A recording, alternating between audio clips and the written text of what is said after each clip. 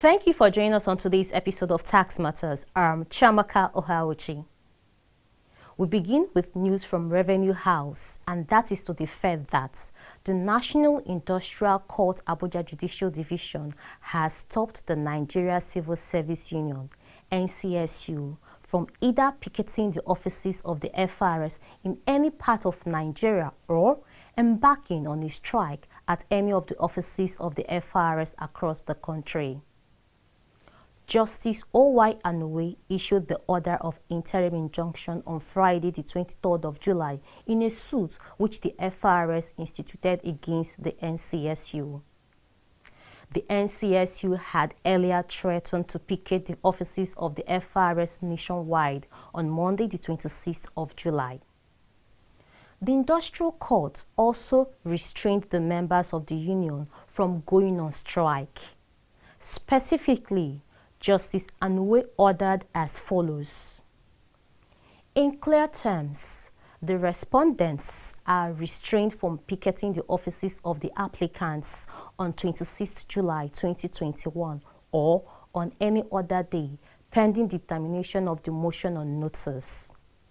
They are also restrained from going on strike, as by so doing, the very essence of the substantive suit is defeated. We would like to recall here that in a public statement dated 18th July 2021, the FIRS announced the dissolution of the NCSU FIRS unit by the board of the service. According to the FIRS, the executive committee of the NCSU FIRS unit was made up of senior staff, whereas the union belongs to junior members of staff who no longer exist at the FIRS. We quote from the public statement released under the hand of Dr. Abdullahi Ismaila Ahmad, Director Communications and Liaison Department, FIRS. In line with Gazette No. 6, Volume 65, dated 8 February 1978, and the National Industrial Court Judgment, dated 27 June 1995. It is noted that the operations of Nigeria Civil Service Union FIRS unit as it is constituted today in FIRS is considered illegal, as there are no longer any junior staff employees in the service. A letter from the Federal Minister of Labour to the Head of Service of the Federation dated 19 February 2015 confirmed the above position in categorical terms. The statement from Dr. Abdullahi Ahmad further clarified that the rights of workers to decide which union to belong to is not absolute, but must be exercised within the limits of Trade Unions Act, Cap. T14 LFN 2004. This position was confirmed in the judgment of the National Industrial Court, NCSU versus ASCSN 2004. In the light of all the above, the FIRS board at its meeting number 30 held on the 24th June 2021 directed that the activities of NCSU FIRS unit in the service are henceforth considered illegal and the union is hereby proscribed.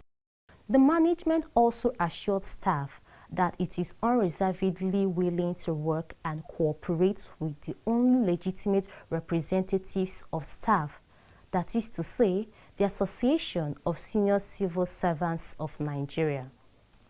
Accordingly, staff were called upon to redouble their efforts in executing the FIRS mandate of assessing, collecting and accounting for tax revenue for all levels of government as contained in the FIRS Establishment Act 2007.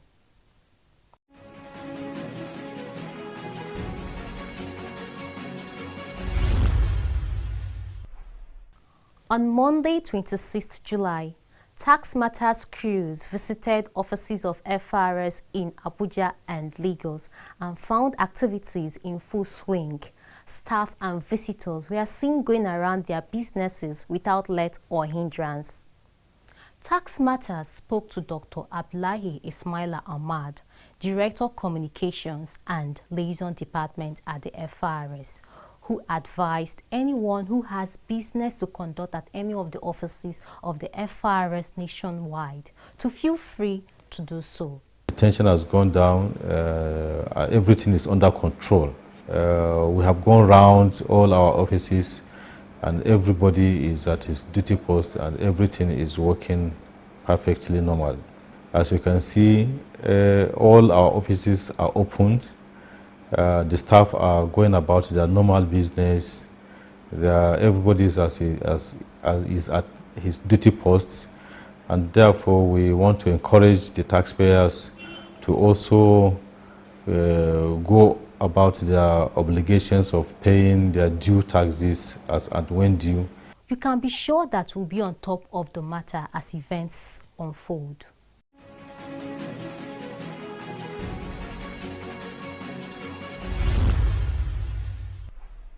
Welcome once again. Last episode, we took you along with us to Kano, where on Monday, July 12, the Executive Chairman, FIRS, Chairman Joint Tax Board, met with staff of the FIRS in Jigawa, Katsina and Kano states on one hand, and with stakeholders on the other. Time constraints did not allow us to conclude that story. Therefore, the concluding part of the story is our takeoff point today.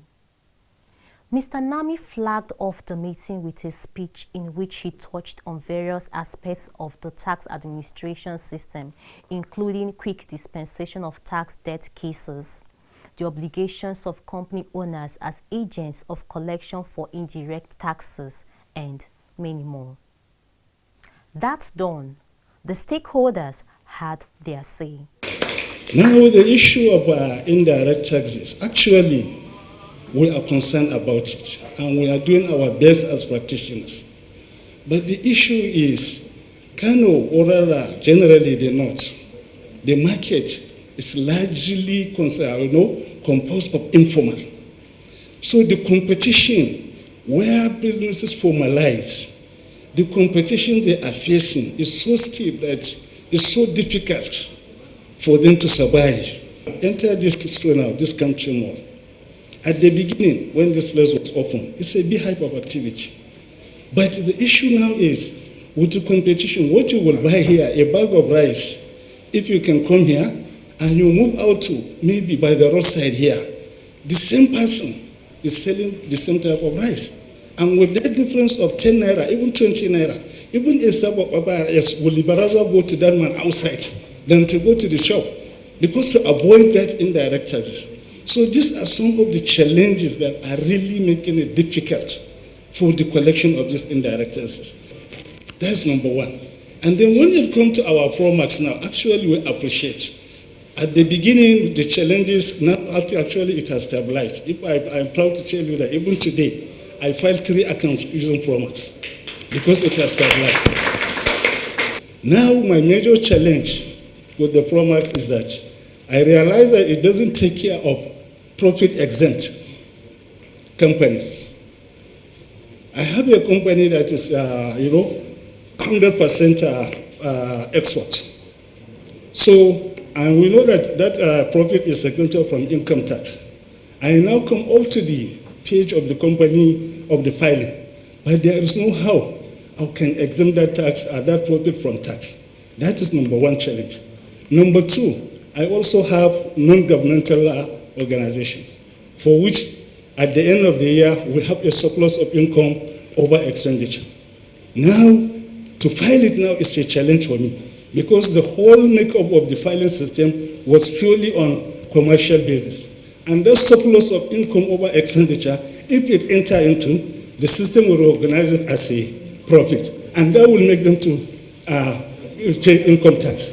I went back to the page where that forfeit adjustment page. When I click, the only adjustment I can do was telling me to remove revenue that are non-taxable, which are included above. And revenue is not a profit, like now for the export. It's only profit that is exempted. So now, if I now remove revenue, what will I do again? With regard to the tax Promax, I don't know whether this platform is available for the government returns. If not, we would like using that for our payment of deductions. Because sometimes we do make the deductions, we send the checks to the banks, but it takes time for them to force that transaction. So if this can be done, actually this will make our work very easier. In response, Mr. Nami let in his guests on the new way things will be done at the FIRS going forward. On the informal sector, the data for tax initiative will somehow partially solve the problem. We cannot, because of the few that are on the street, lose direction, but it's a very good one you have told us, because it will help us. Because if cost of goods is 20 naira cheaper than what is obtainable in the supermarket, certainly for the poor man that has struggled to get that money to buy a bag of rice, he would rather buy it from the informal sector. But the good thing also, which is a good one for us as Revenue Authority, people don't keep money anymore in the house. Even if you sell goods, cash, on at individual level, because of the concerns you have, everybody wants to put the money in a safe place. And once they get there, the need for tax initiative will catch up with them. On the taxation of companies engaged in export-oriented businesses. On profit-exempt companies, 100%. Well, I will not say no to what you have said, but it's very difficult for somebody to measure that, because we're aware of so many companies that have been given licenses to operate in free trade zones, particularly the export processing zones, and they end up producing for import into Nigeria. So when you have a situation like that, if any company is operating a free trade zone, it's no more a Nigerian company. That company is assumed to be a foreign company. And then when you produce, it is your responsibility to only and exclusively produce and export. But in a situation whereby you produce, partially export, and partially import, then you are no longer an export company. I'm not aware of one company that produces wholly for export in Nigeria. On non-governmental organizations. On the NGO, I think the comment is not too far away from the export team, because there are people that will have NGO, but instead of preaching peace, they buy and sell. So all those things become very, very difficult issues for the taxmen and for tax practitioners. And on banks. Banks actually do not have challenge in remitting your money. They just keep the money so that they augment their balance sheet for a while, to manage their balance sheets for a while. Because if they need money from themselves, in 1 second, that interbank lending is initiated and completed. And a situation whereby you have money with them, you have given them check, and they are finding it difficult to remit, it's just because they want to continue to trade with your money. What tax pro has done, when you get into it, they don't even see our money anymore. And these are the resistance we are having. And that's why the negative campaigns, negative articles people are dishing out at the point of adoption. Because when you generate a PRN, that is payment reference number, all you do is to go to them, or you directly from the comfort of your table, you don't even need to do any check. Using your own tablet, you make payment and the banks don't even see it at all. Only thing that happened today is that their bank accounts are debited and they don't know where the money has gone to. So that is why most of them are not too happy with what we have done.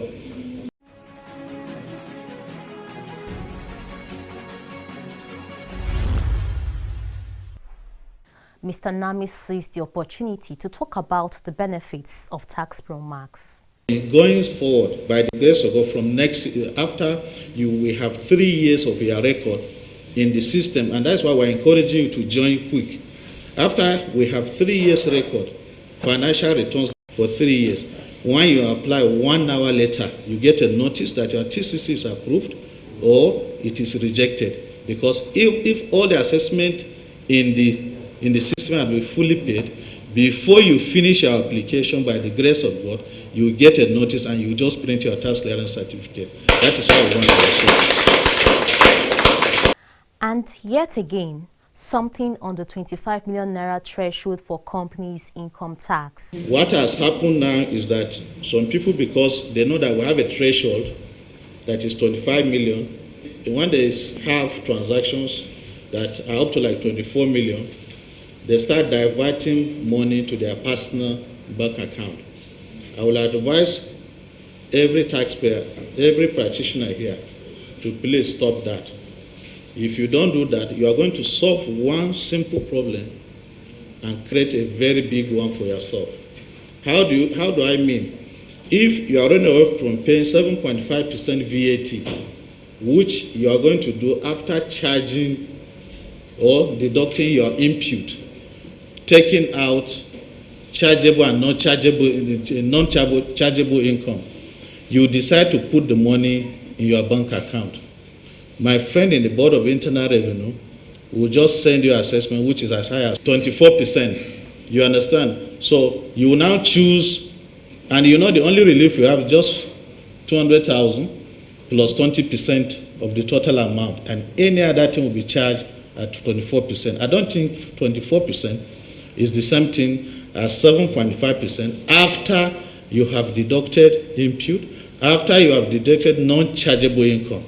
So we want you to please advise your clients to stop that, because if you don't do so, less money for federal government and more money will be there for the states. It's a catch-22 situation.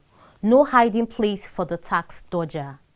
Do you provide goods and services? Then you must answer these important questions. Are you registered for VAT? Do you charge VAT on the goods and services you provide? Do you keep records of all your transactions? Do you file VAT returns? Do you remit VAT collected to government coffers? If your answer to any of these questions is no, then you are breaking the law. The law demands total compliance. Therefore, you must register for VAT. You must charge VAT on goods and services. You must file VAT returns. And you must remit all VAT collected on behalf of government within 21 days to the bank nearest to you. To do otherwise is a crime punishable everywhere in the world. VAT is prescribed by the law. Do the right thing. Collect and pay VAT. This message is from the FIRS. It pays to pay your tax.